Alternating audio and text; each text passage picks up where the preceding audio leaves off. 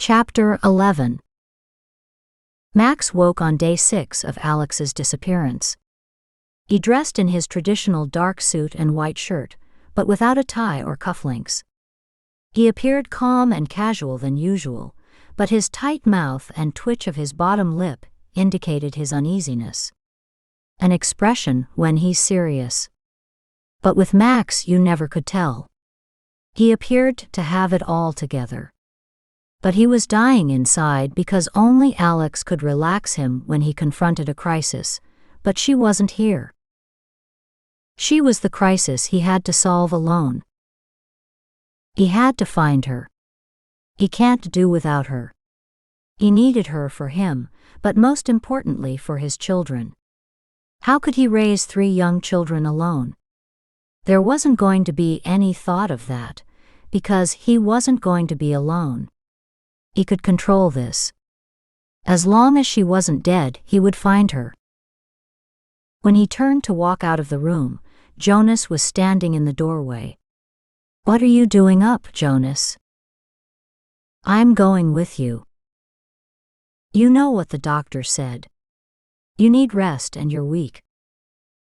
"I don't give a fuck what the doctor said. I know where to look for Alex. I know all the places. You may live here, but this is my town. I know the people. You know the business part of this town, but I know the private. I know the sexual demons and vices of these rich bastards. And it's one of them that have her. Maybe because of me, and maybe because of you." Jonas watched at Max, waiting for his reaction. When Max didn't answer, Jonas said, "These people have 2 faces that they show to others, and I can read them all. If I can't find her, I can lead you to whomever has her. What do you say, Max?" Max stood patiently and heard Jonas out, and he agreed, "Very well. I hope you can be of some use to me, considering you got Alex into all this shit in the beginning. It's probably one of those sleazy clients of yours that's holding her. Pretty soon, I'll get a ransom note from them. If you're looking to blame someone, I only share part of the blame.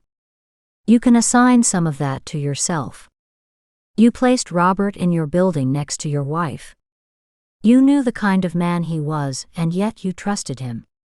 Max's brow furrowed. His eyes narrowed, and his mouth took a hard line. He turned away from Jonas. "You won't get a ransom note. It should have been here by now. But it's more than holding her for ransom, I'm afraid."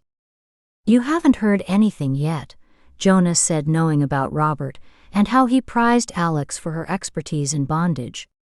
Jonas's clients would kill just to get a woman who could do the things that Alex had learned from Max, and under Jonas's guidance.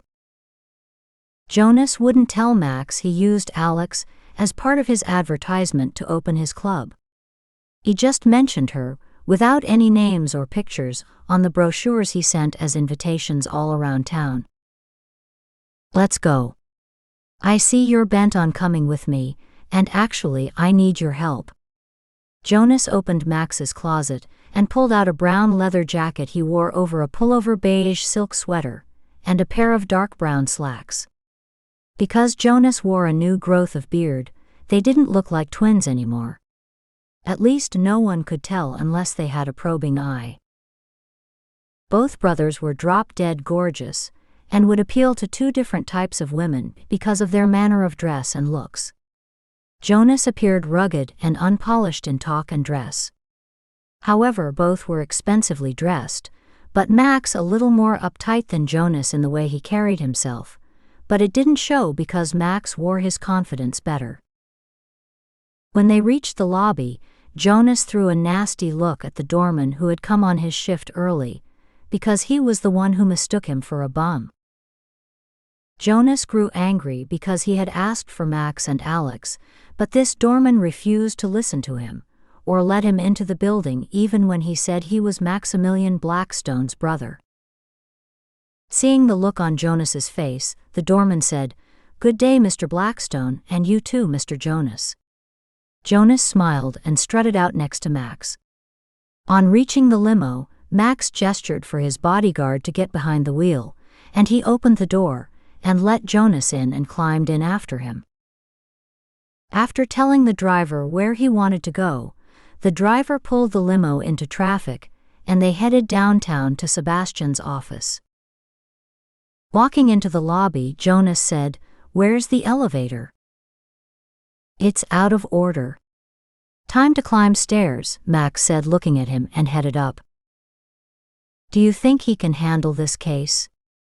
"I have some ideas I wanted to go over with you." He managed to find Alex's girlfriend. "But can he handle a case like this?" "I'll let you answer your own questions."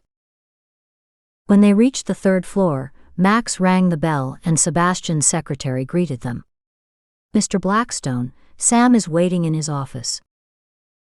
Jonas stood smiling at Chris. "This is my brother, Jonas." Chris walked around Jonas with him gawking at her. She couldn't help but look back at him as she walked up to the door and knocked. "Mr. Blackstone and his brother is here." "Come in." Chris opened the door and Max entered. Jonas waited a few minutes until Chris closed the door behind him. Max walked to a chair and sat in front of Sebastian's desk. That was an unnatural position for Max. Usually he's the one behind the desk, but a much larger one. Jonas was still looking at the closed door, thinking about Chris. "This is my brother, Jonas." "Jonas." "Jonas," Max called out, raising his voice higher before Jonas turned around. "Sebastian Hunter, my brother Jonas Blackstone." "Twins, I see," Sebastian said. "Yes, you are very perceptive," Jonas said. "Is your secretary married?" "She will be soon." Sebastian paused with little expression. "To me." Then Jonas plopped into the leather chair next to Max. "Now that we've got that over with, can we get on with this?" Max said, peering at Jonas. "We've lost enough time." He turned to Sebastian. "What do you have for me?" "It seems that the man you're looking for is the brother of Robert Montgomery. His name is Ross. And here's his picture." He slid the folder with the picture across his desk over to Max. Then Max looked up and passed it over to Jonas. Jonas leaned back and let out a large breath. When Max glanced over to Jonas, he thought Jonas knew something he hadn't told him. It was just the way he looked at the picture, and then looked up at the ceiling. "What else?" Max said. "I think you know more than I do. But not much. I can tell you what I know, and then you tell me what you know. Maybe we can put this together and find out what's going on here and how to find your wife." Max passed his thumb over his bottom lip. "Do you have a cigarette?" Jonas asked. Sebastian reached into his top drawer and pulled out a pack and dropped it in front of him. Jonas placed the cigarette on the side of his mouth. He didn't ask for a light, but Sebastian had one. And he stood and went over to Jonas and lit the cigarette. Jonas looked up. "You're not going to smoke?" "I'm quitting. Those things will kill you." "We all have to go. You take your poison, I'll take mine," Jonas said with a small smile. And he glanced over to Max, sitting impatiently and sour-looking, waiting for Jonas to stop interfering, and let Sebastian get on with his findings. Max had to question at this point whether it was a waste of time to bring Jonas along. He hadn't contributed anything of value. Sebastian leaned forward. Then he opened the door of his desk and dropped the cigarette lighter into the drawer. And he sat back in his dark brown leather chair. "You were saying, Mr. Hunter." Max began his formal address of Sebastian, suggesting that it was time to get professional. Sebastian understood that Max meant business, and he had better give him something beyond a name. "Mr. Blackstone, you may not know it, but I was a detective on the case when Robert Montgomery was killed." "Why do you say killed when the coroner said accidental?" "Everyone knew Robert was into erotic asphyxiation," Max said. "People who do these things usually have a partner. This is very dangerous, and I don't think Robert was a stupid man and wanted to die. He could have been addicted and couldn't wait for someone," Max said, as Jonas watched from Max to Sebastian as if at a tennis match. "You showed up and found him. Maybe he was waiting for you. Maybe you were his partner, Mr. Blackstone." "How absurd. Men usually have female partners." "Usually," Sebastian said, trying to gauge Max's reaction.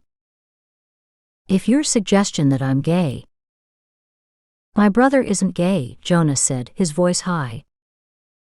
"I don't need you to vouch for me, Jonas," Max said, turning away from Jonas and back to Sebastian.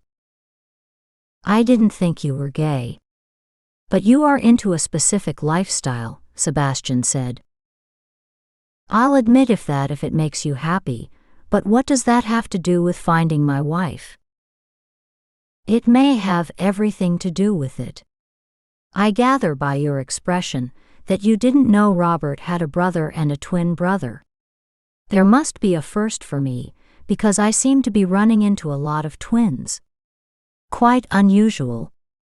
Like having two sets of twins involved in the bondage thing. One who used to own a club that catered to billionaires who used that to get their kicks, and one who knows someone personally that engages in the same games. I think you have said enough, and I have listened to too much of this. It isn't getting me any closer to finding my wife." Max made a gesture to leave. He leaned to stand. "But it is getting close, and here is another folder with some of your brother's contacts that I can't interview. They won't see me because I locked some of them up. They are the ones who bought Jonas's club." Sebastian turned his focus to Jonas. "You sold that club and got out of town quick. It wasn't all yours to sell anymore. If you know more, then say it, otherwise stop accusing me of something," Jonas said with a dry, angry tone. "I'm just stating a fact. When it came out that Robert had died, all of a sudden the club was sold to some suspicious characters. Just maybe you can talk to them considering they bought the club from you, and you had no right to sell the club.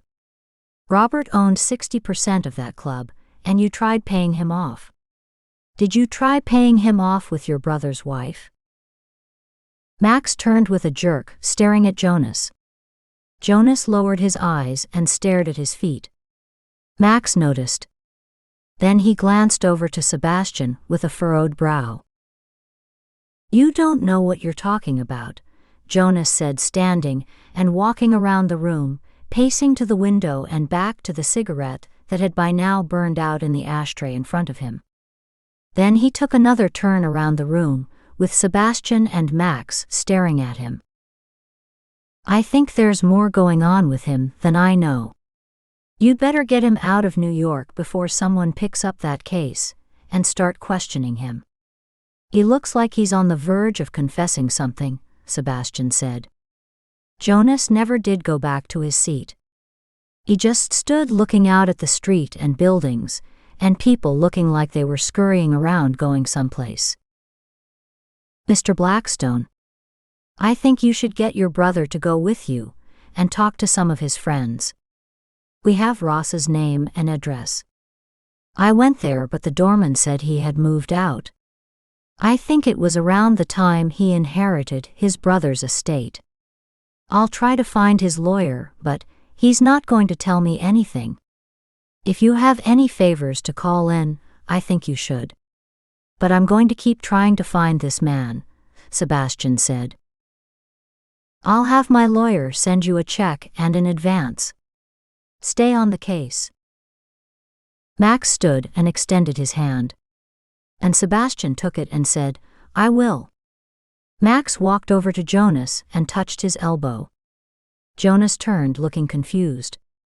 He walked slow and followed Max to the outer office. Jonas stood in one spot expecting Max to tell him when he should go. "Get your brother some help." Max didn't say anything. He had heard that before, and he got Jonas more help than any other soldiers had received. But Jonas was damaged, and it would take more than Max to help him.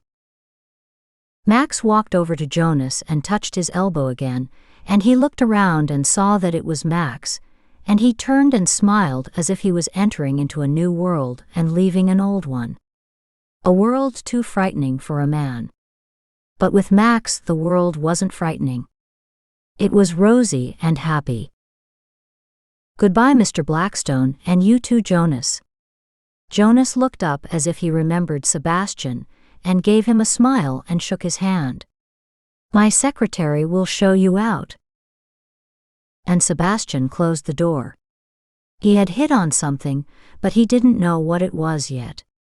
It was the detective in him that made him curious. But he had to forego that, because he wasn't a detective of that kind anymore.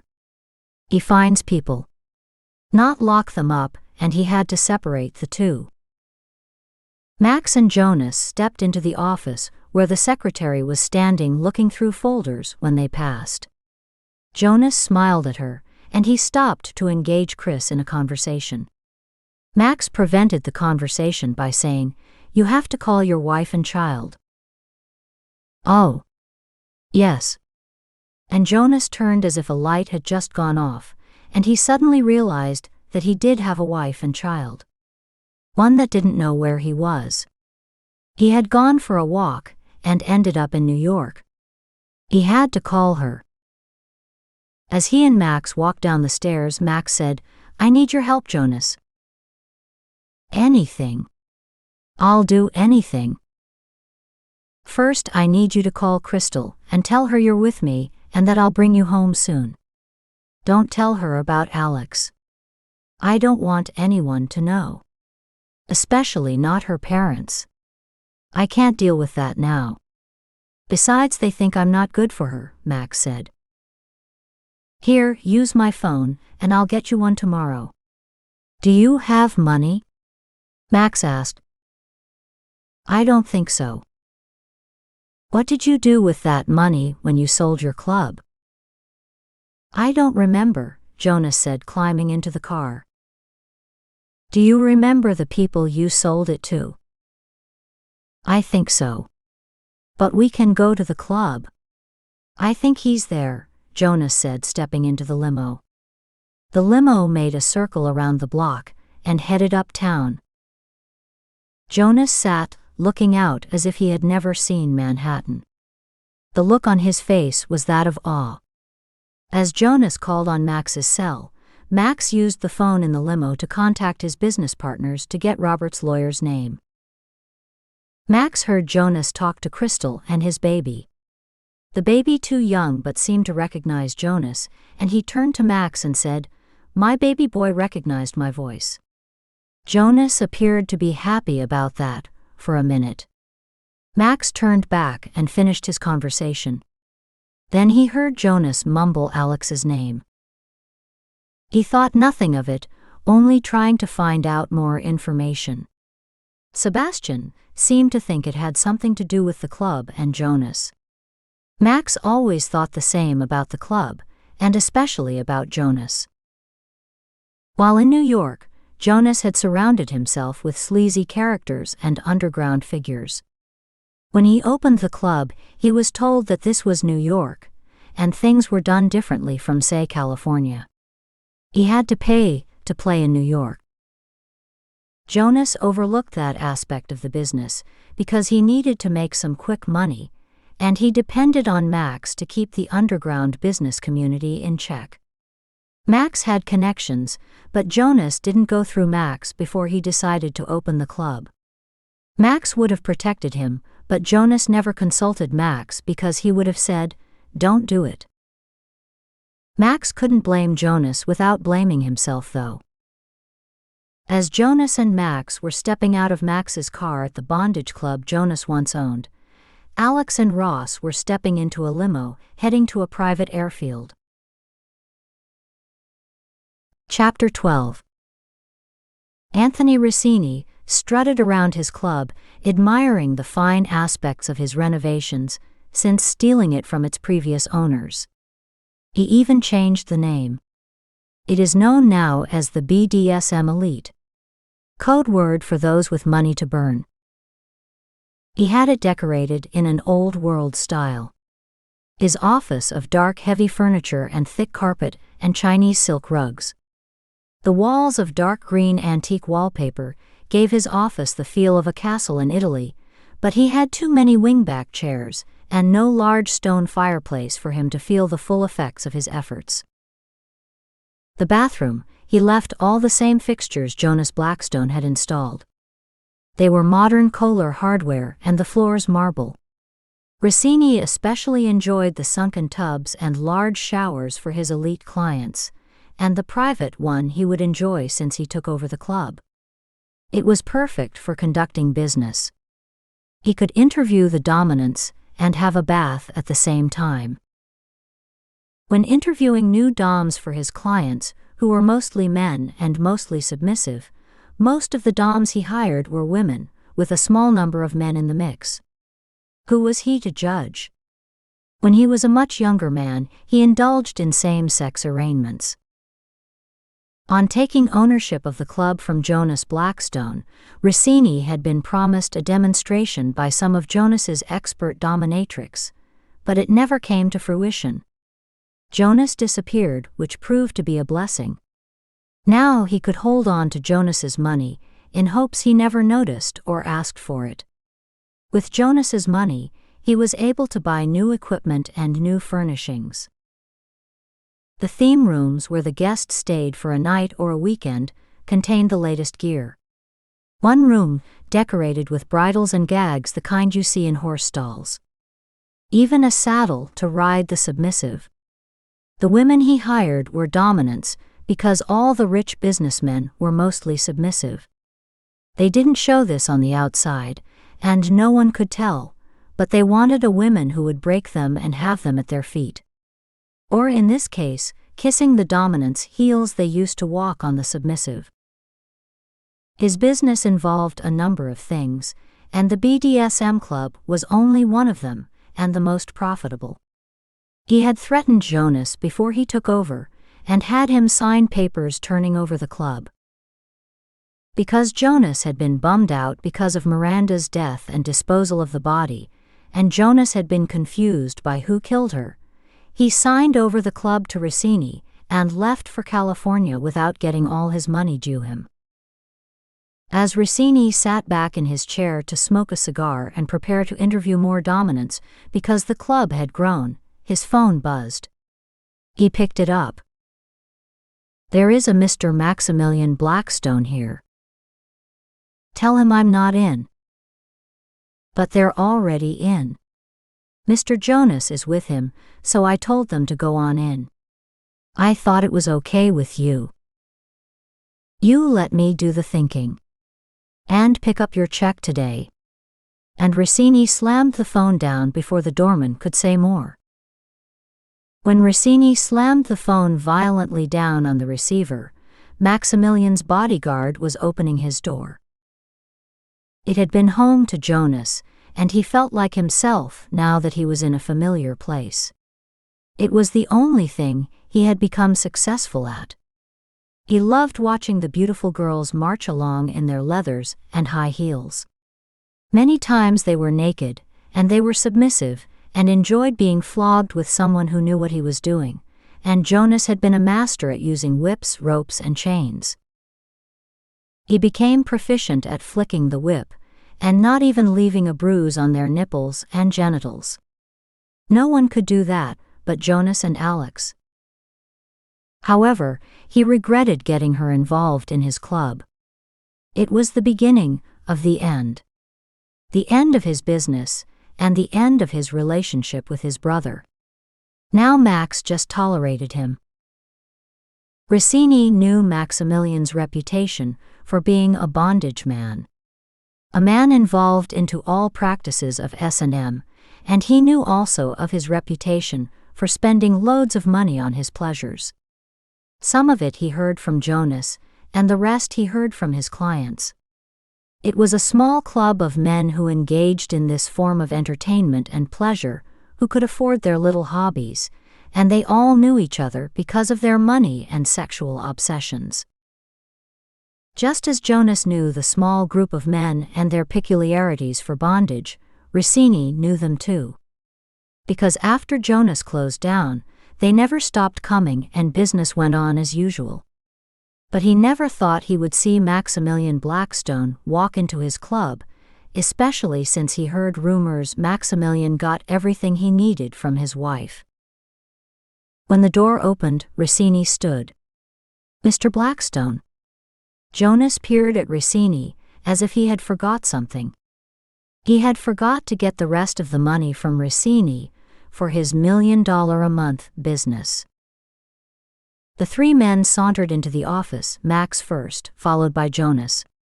Rossini appeared more nervous than usual. Max's bodyguard stayed at the door watching around the room, and never keeping his eyes off Rossini. "Does he have to look at me like that?" Rossini said to Max. "What do you mean?" "He won't do anything unless I tell him. We are all civilized men with polite temperaments. I know you don't engage in any rough stuff at your age." Rossini, a man in his 50s, bald with gray on the sides, a little heavy for his age and height, which probably came from eating too much of his wife's and mother's home cooking. Max and Jonas sat without being asked. Rossini standing out of shock. "Sit, Mr. Rossini. I don't like men who stand when I'm sitting, unless it's my bodyguard." "This is Dominic," Max said, pointing to his bodyguard standing near the door. Dominic, his arms to his side, rested his back against the closed door without an expression, without blinking, and peering at Rossini. "What can I do for you?" "If you're here, Mr. Blackstone, you're in need of my services."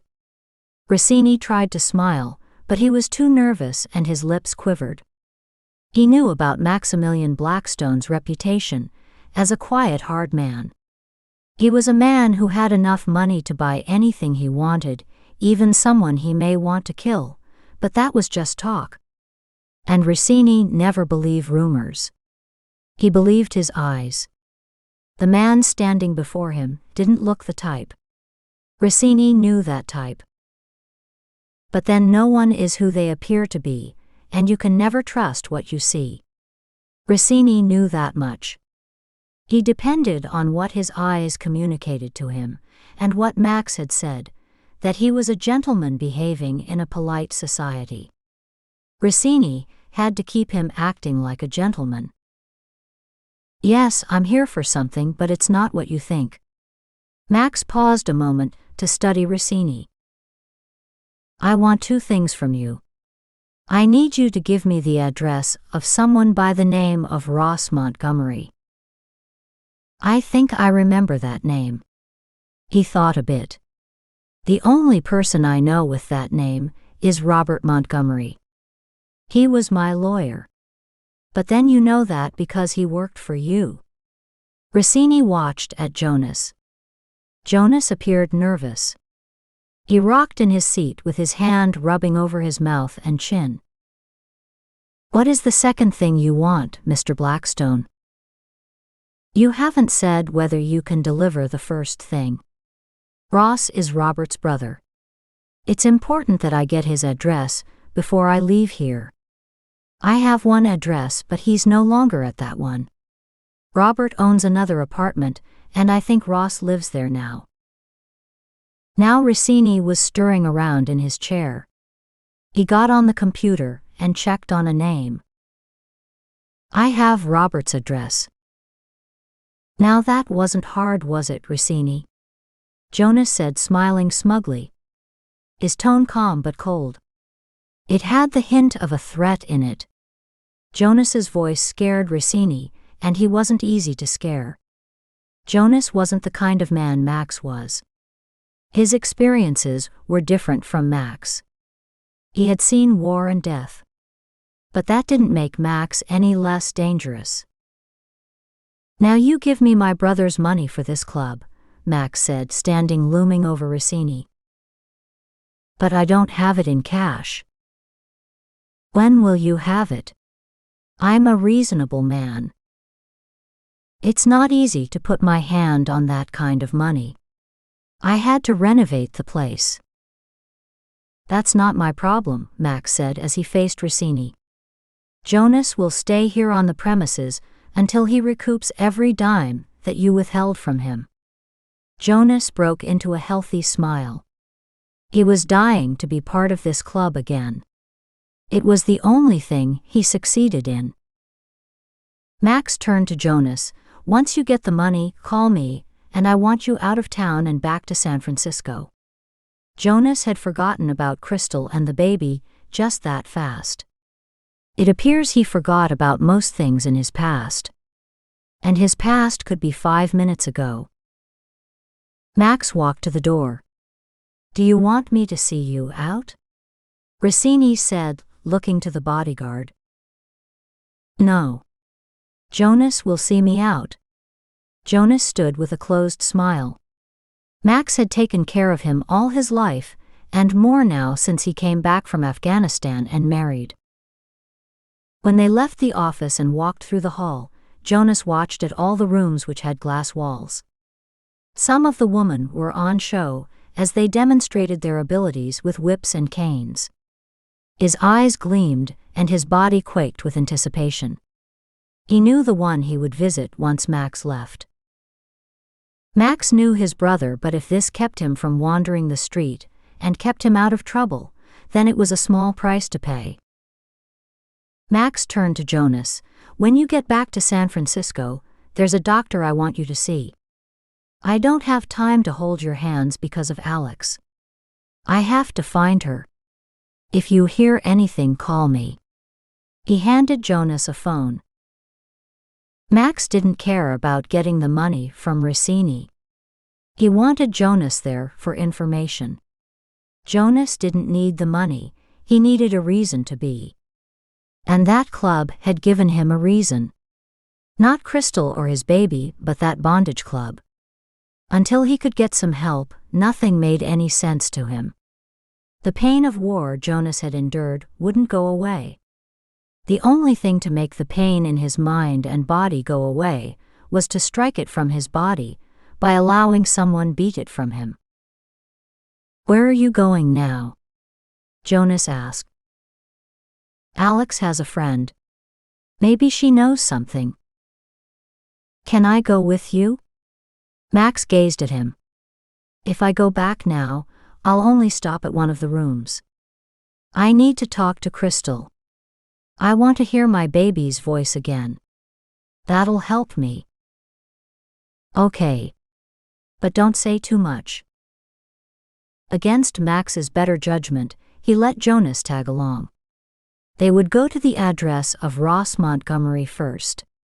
They arrived at Ross's apartment. Max asked Jonas to wait in the limo, and he strode up to the doorman. "I'm here to see Mr. Montgomery." "Mr. Robert isn't available." And Mr. Ross left with his wife. "I think he said they're taking a European trip." "Did he leave a forwarding address?"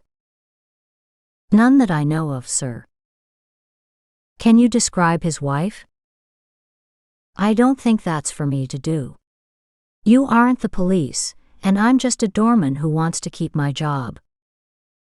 "Whatever you want, I'll write a check for your information," Max said, reaching in his coat pocket. "I can't do that, sir. I have to go in." The doorman turned and stepped back and closed the door in Max's face. Max slanted his head to the side. He had never had a door slammed on him.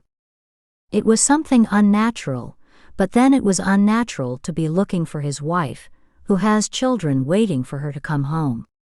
It was unnatural for him to be married in the first place, and to a woman in her 20s and him almost 30.